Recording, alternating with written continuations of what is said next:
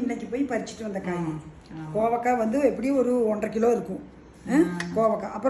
அப்புறம் வந்து வெண்டைக்காய், நாட்டு வெண்டை, வெள்ளையா இருக்குது, நல்ல நீளமா இருக்கு, நல்ல பெருசா பெரிய கையில வச்சு காட்டுங்க எவ்வளவு பெருசு இருக்குன்னு.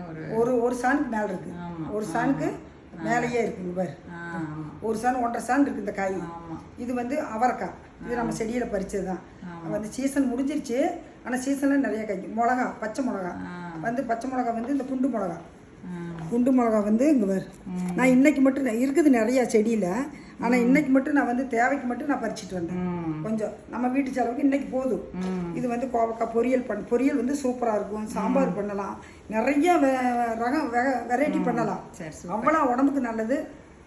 முழுக்க ஆர்கானிக், ஒரு உரம் ஒன்றும் கிடையாது. வெறும் இயற்கை உரம் போட்டு நம்ம வளர்த்துருக்கோம்.